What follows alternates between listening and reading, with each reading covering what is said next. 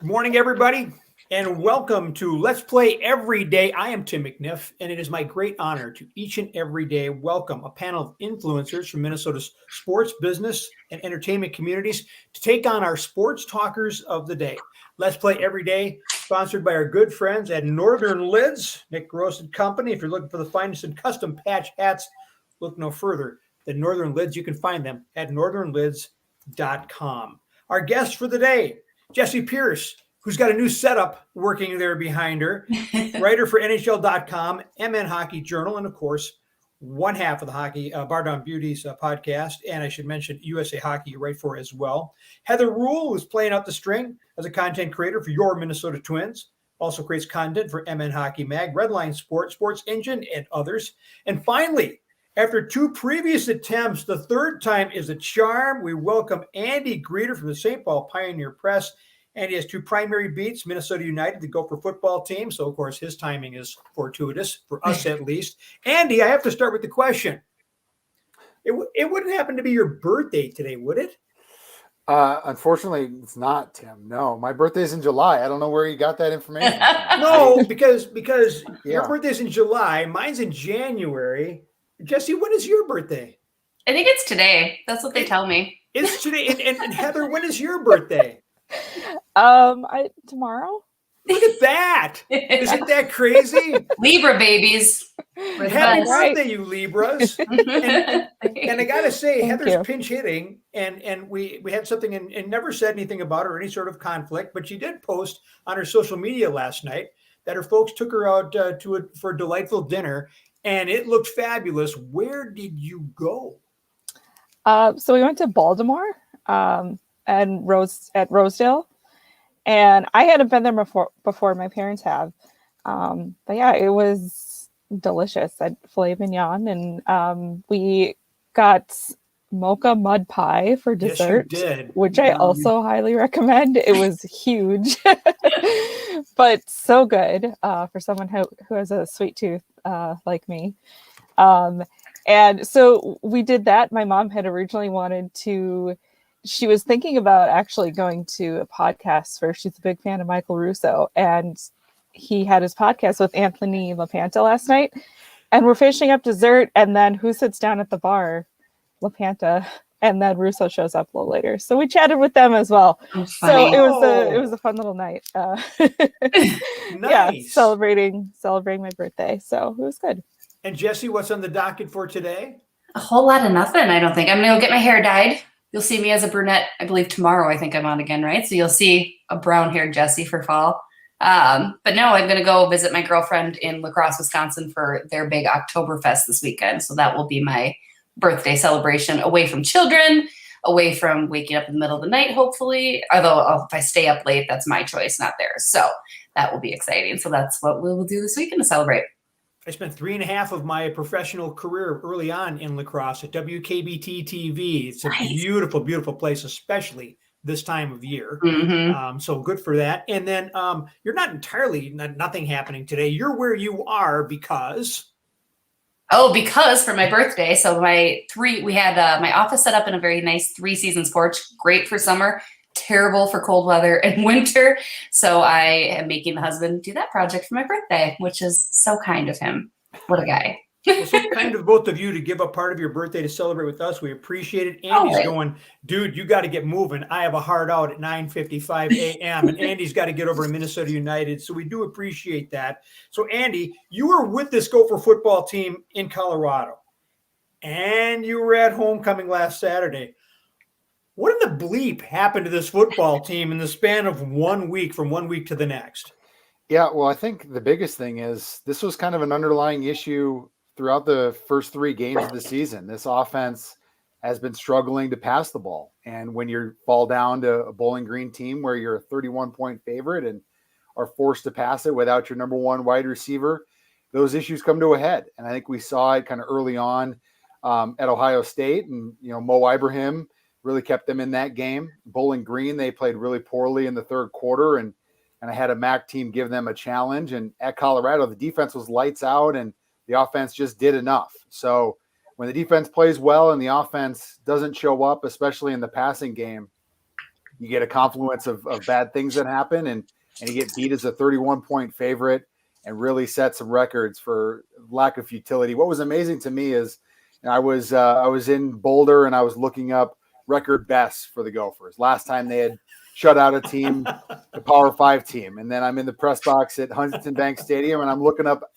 program worst in back-to-back weeks. It was an amazing head-spinning type of thing. And PJ Fleck talked about it yesterday, and he said there's like a inconsistent spectrum. And that's what we've seen is, some highs and some lows and things in between. So we're not quite sure what this team is. The thought that had kind of figured things out at Colorado, but that was far from the truth on Saturday against Bowling Green.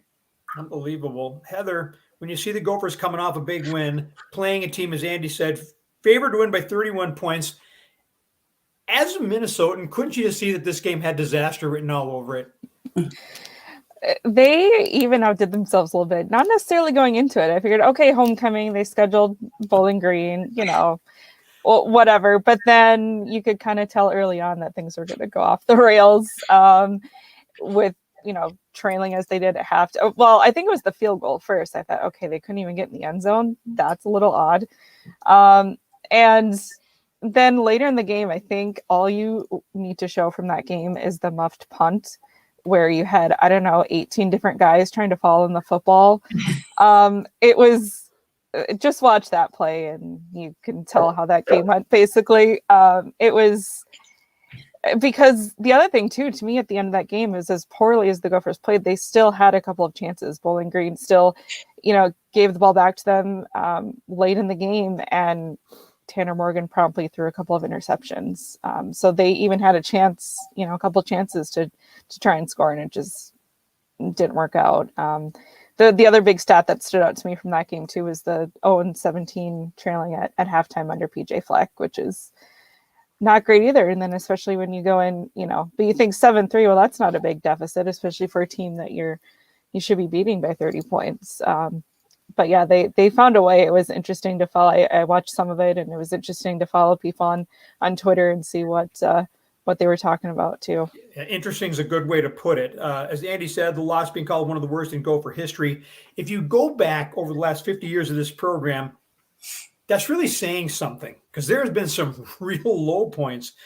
But Jessi, this is why PJ Fleck was brought here. He was brought here to change the culture of this program and to get it past games like last Saturday. Is what happens with this program from now more about PJ Fleck than it is about the rest of the team, or is that a fair question? I mean, yes and no. I think you look at this game against Bowling Green, and it was a leadership problem. I think PJ seemed very unprepared for Bowling Green, almost like they were going to go in and be like, hey, we got this. It's homecoming. We're going to win, because it should have been an easy win. But it seemed like the defensive schemes, he had really no way to figure that out. They would switch it up, but it just seemed like this loss was a leadership, and this loss is more on PJ than necessarily the entire team. So, I mean, yes, you look at that, and like Heather had just listed off that stat too. I mean, it's now time to take a real hard look and say, all right, PJ, this is, now it's make or break time, because especially, again, you look at the schedule ahead, it's not easy. It's not going to get any better. I mean, it's kind of a throwaway season at this point. So, I think this is a lot on PJ, and he's really going to have to do something different to step up, get a huge win, get a couple big wins, in fact, in order to change my opinion personally on him as the head coach of this team right now. Yeah, all right, Andy, this is your beat. So I'm going to give you the last word. What do the Gophers have to do to get this thing back on track Saturday at Purdue?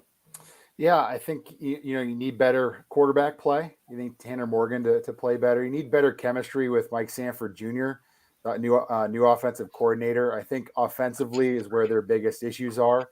I think there needs to be more balance. I don't think 50-50 run pass balance is what this team is going to do, but the 73 percent running that they're doing is not working, and Purdue is going to be better defensively than what they saw in Bowling Green. So I think more variety on offense, better quarterback play, figuring out when a team is corner blitzing like Bowling Green did in the first half.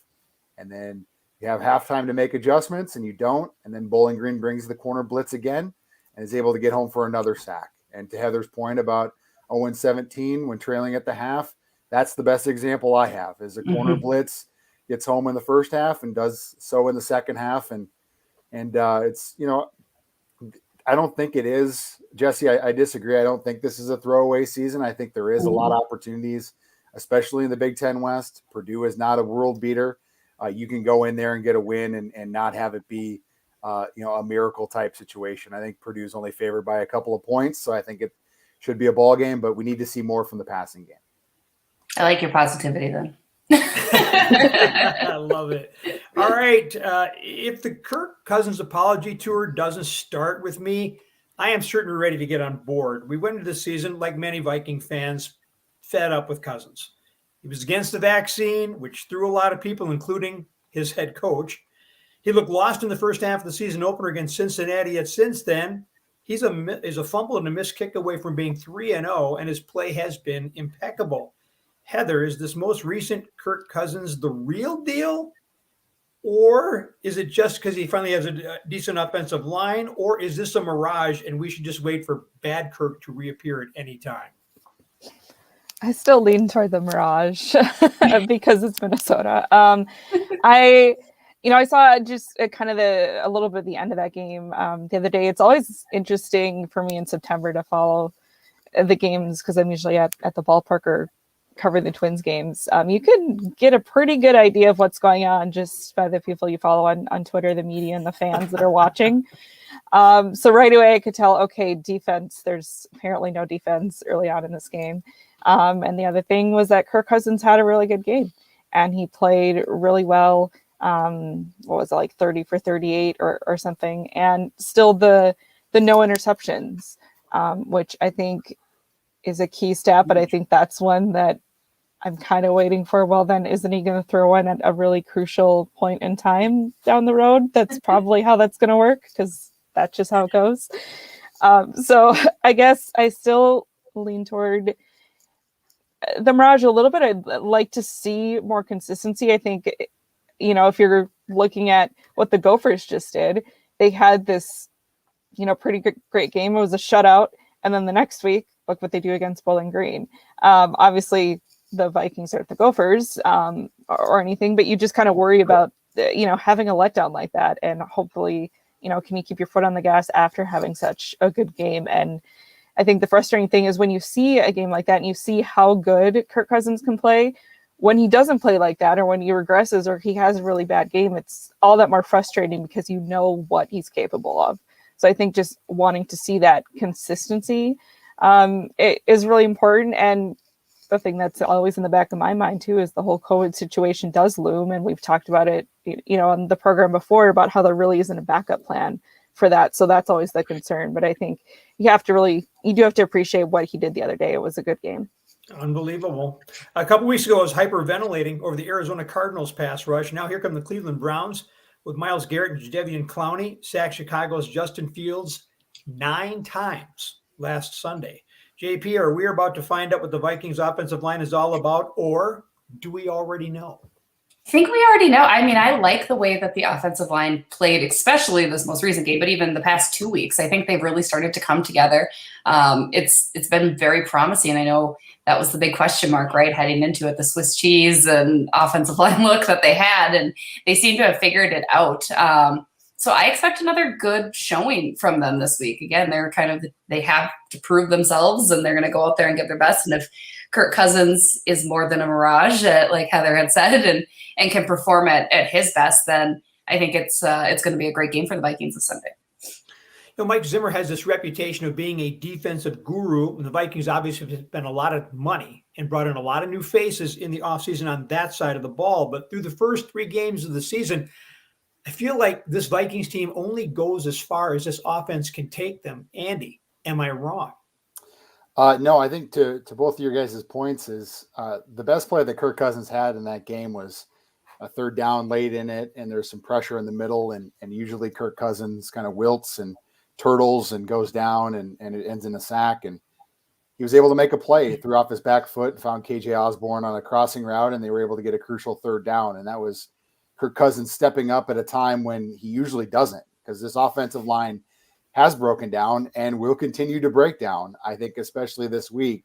So I think Kirk Cousins continually has to play well in the pocket, especially under pressure. Zimmer's defense, just because Kirk Cousins played so well, Zimmer's defense was good on Sunday. Russell Wilson only had one touchdown besides DJ Metcalf getting free a couple of times and going after Breland. This defense was stout, and that gets overlooked because Kirk Cousins has popped to the level that he has, and Kirk Cousins was able to be successful without Dalvin Cook. I think when people saw that Dalvin Cook wasn't going to play, and it was the Seahawks and Zimmer being 0-for against Seattle and Pete Carroll, I thought a lot of people kind of wrote that game off. And that's a testament to what Kirk Cousins did, and it's a testament to what the Vikings defense did, even without Anthony Barr, who I think could be a difference maker if he's able to get healthy.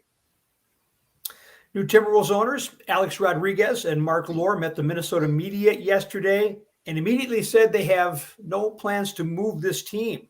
What they did say is that there is a great opportunity to eventually build a new arena and infuse it with the latest technology. JP, you spend a lot of time inside the XL Energy Center. Even with all the facelifts at Target Center, it still really suffers in comparison, doesn't it? I mean, absolutely. Last time I was at Target Center, ironically, was for a hockey tournament, the NCHC tournament. So I haven't been there for a basketball game in quite some time. But I mean, the XL is brand new. It's state of the art. I mean, not brand new quite anymore. 20 years have passed, but right. It was a brand new facility. Yeah. And I mean, even from other visiting hockey media who come in and they're like, this is just elite, right? It's just gorgeous. It's absolutely beautiful. And Target Center's trying. I mean, they're absolutely trying, but I would love to see a new facility. I would love to see a better product on the court in exchange in order to deserve the new arena, but that might take a little bit more time. So during yesterday's news conference, Glenn Taylor and the future owners gave a vote of confidence to Sachin Gupta, who is the acting president of basketball operations. Andy, can you tell me how Sachin Gupta is more qualified for that job than Cheryl Reeve? Oh man, I don't know if I want to get in that debate. I don't think that's why you're here, Andy. I dragged you in. I don't think I want to take a side on that. I think Cheryl Reeve is certainly qualified to come in and do something in the NBA. I think we're on the cusp of that. We see Becky Hammond with the San Antonio Spurs as an assistant coach and being interviewed and being on Greg Popovich's staff. I think we see, assistant coaches that are women. We see assistant coaches in the NFL that are women. We see referees that are women. Certainly it's becoming more equitable, and we'd like to see even more of that. I wonder if Cheryl Reeve would want to do that, right? Would Cheryl Reeve want to come to the NBA? She's the coach and general manager and rules the roost of the Lynx and has shown herself to be very successful there. I think it would be advantageous for Mark Lore and Alex Rodriguez to maybe interview Cheryl Reeve, and if not, at least have a seat at the table when they make that decision. I think she's certainly shown herself to be more than qualified and should be part of the process, if not have an interview. Nice. Well handled, Andy. Well done. All right, Heather, you've had the opportunity to see Joe Ryan pitch a few times for the Twins. Just his hair alone is reason enough for me to be excited. How optimistic are you about this kid's future on the mound with the Minnesota Twins? Well, I tell you what, I mean, he does look really good so far. And, yes, it's a small sample size. He has pitched against the same team a couple of times, the Indians and the Cubs, who aren't obviously contenders, but he looked good. He's, his last start at Wrigley, he struck out, 7 in a row. The last 5 were looking strikeouts. I think struck out the side 3 times, and it was almost too bad. I think his pitch count was like mid 80s. So they, took him out after 5, but it was too bad because you just wanted to see him keep going. He was dealing that well, and he just goes right after hitters. And it's exciting to see that, because I think when he came in for his debut, you're always a little worried that, the stage might be too big. He might get hit hard. And which is understandable because you're a young guy making your major league debut, but he has showed up right away. He's, you look at a guy like Bailey Ober, who we've seen this year, and you could see him in the, rotation for next year, maybe not top of the rotation, but he's done a good job. Then you have Joe Ryan that came in, and again, small sample size, but I think fans have been really impressed with what he's been able to do so far, and all the strikeouts he's racked up. And I think he's been kind of a hit with the media so far too, just the few calls they've had, and even just watching a couple of his post-game interviews too. He's been fun to talk with. So I think there's definitely a spot for him in the rotation next year. JP, the Wild are starting to thin the herd at training camp. You had, 60-some players in there now. Have you been able to form any impressions so far, or is it still too early? I mean, it's still a little early. I mean, you obviously know who your core guys are, and nothing's really surprising. I think the Wild are taking their turns getting good looks at guys like Marco Rossi and Matt Bolby and Callan Addison, the three that everyone's keeping their eyes on. But Connor Dewar and Brandon Duhaime, who have been down in Iowa, been staples in Iowa, have been getting some good looks with the big guys too. So it's, kind of their spot to lose. Bill Guerin loves creating competition, loves having those guys step in. And there are two forward holes that need to be filled. I think the defense is kind of set and solidified, but it'll be interesting to see who can jump in. Again, everyone's very hopeful that Marco Rossi is the guy, because up the middle has been a consistent problem for the Minnesota Wild for quite some time. And that's a role that Marco could absolutely fill. He's big, strong. He can skate well. He handles the puck, and he can snipe it too. It's been really fun to watch. But Matt Bolby's also been really great, and they've kind of had interchangeable center and wingers with Ryan Hartman as well. So they could move around and make room there. So I'm excited to see what happens. I think we'll see, obviously, cuts continuing. Not a great preseason first game for the Minnesota Wild. They 6-2, I think, shellacking. So hopefully the veteran guys start to step up a little bit more, because I know Dean Evson said he was least impressed with them during that first preseason game. So still early, still some time to go, but season starts just around the corner. Message sent. Andy, I am watching the clock. I'm inside of 3 minutes, and I know just enough about the Minnesota United to get myself in trouble. But I'm really thrown by the venom that Loon's Twitter spews at head coach Adrian Heath. Even last year, when they had sort of this charmed season, he does not appear to be appreciated by the fan base. Let's just put it that way. Is that how you see it? And is this justified? Yeah, when I saw that on the rundown, I thought that you maybe had seen my story idea list, because that's what I've got in the works for. Yeah, you see me, Tim. You got me. Yeah, it's been perplexing, because Adrian Heath has taken this team through all 5 years of their MLS existence, and they were horrific at the start. They didn't have the players, they didn't have the infrastructure, they didn't have the development, and he's taken them to the playoffs the last 2 years, and last year they made it to the Western Conference Final, and like you said, a charmed season, a best season that they've had, and this year they're right in the playoff mix again, and that'll be 3 straight playoff appearances. And you look at other expansion teams. FC Cincinnati just fired their third manager in 3 years and don't have any stability, and there's stability here. But I think some of the questions that supporters have is kind of, Heath's tactics. Sometimes they question where he wants to create, where he develops strikers or doesn't develop strikers, what his substitution patterns are or aren't.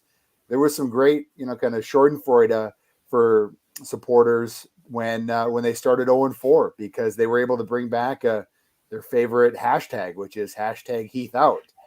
And they were reveling in that. There's a lot of people that don't like him, but he has produced, and he's produced at a high level, and he has them right in the mix again this year. So trying to dive into what that is and why that is such a disconnect between its supporters and the team is something I'll be working on, but it's a great question to ask. Andy Greder, you're a pro's pro. Where can people find you and your work? Yeah, twincities.com and at Andy Greder on Twitter. Okay, you go get where you need to get, and thank you so much, and I sincerely hope you'll come back and do this again. I will, for sure. And nice to meet you, ladies, and happy birthday to both of you. Thanks. Nice to meet you, Andy. All right, Heather, where can people find you and your work? So pretty much just follow me at HL Rule on Twitter and Instagram, and kind of keep up with what games we'll be covering. I'll probably get more into preps here this fall, prep sports, and picking up some stuff for USAHockey.com, and just kind of the freelance stuff takes precedence coming up. So people are needing a freelancer. Are you available? Yes, I am. Yes, I cover all kinds of stuff. I think I'm going to be doing some non-sports stories as well, helping out with a magazine up in Otter Tail County that I did for last year too, kind of the visitor's guide. So yeah, I kind of do a little bit of everything. So yeah. And she does it well too. Thank you so much, Heather. JP, it is your birthday. Thank you for giving up a part of your day with us. You always seem like you have 1,000 things going on. What do you want to share with the people? Well, not near comparison to Heather. She is everywhere too. I mean, certainly one of the hardest working gals I know. No, you can find me on Twitter at Jessi, Jessi_Pierce.